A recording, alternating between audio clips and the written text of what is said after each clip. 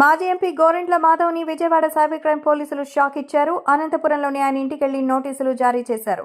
మార్చి 5న cyber crime police స్టేషన్కు హాజరు కావాలని నోటీసుల్లో పేర్కొన్నారు. నవంబర్ 2, 2024న గోరెంట్ల మాధవ్పై సైబర్ క్రైమ్ పోలీసులు ముఖ్యంగా సైబర్ క్రైమ్ పోలీస్ స్టేషన్లో మాజీ మహిళా కమిషన్ చైర్మన్ వాసిరెడ్డి పద్మ ఫిర్యాదు చేశారు.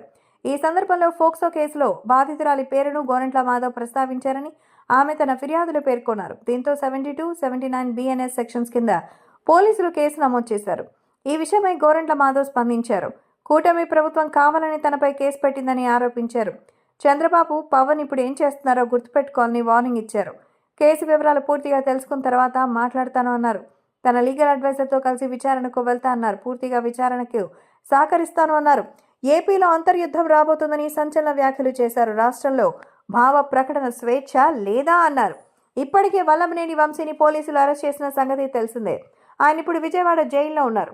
మరో వైసీపీ నేత పోసాని కృష్ణమురళిని నిన్న సాయంత్రం హైదరాబాద్లోని ఆయన ఇంట్లోనే ఏపీ పోలీసులు అరెస్ట్ చేశారు.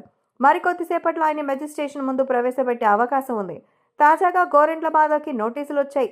దీంతో వైసీపీ వర్గాల్లో టెన్షన్ వాతావరణం నెలకొంది. నెక్స్ట్ అరెస్ట్ ఎవరిది అన్న అంశంపై తీవ్ర ఉత్కంఠ కొనసాగుతోంది. ఖచ్చితంగా తమకి నోరుంది కదా, అధికారంలో ఉన్నాం కదా అని పారేసుకున్న ప్రతి ఒక్క వైసీపీ మాటకారి లీడర్కి ఇప్పుడు కటకటాలు లెక్కబెట్టాల్సిన పరిస్థితి. మరి ఆ టార్గెట్ లిస్ట్లో నెక్స్ట్ ఎవరున్నారో కాస్త వెయిట్ చేస్తే తెలుస్తుంది.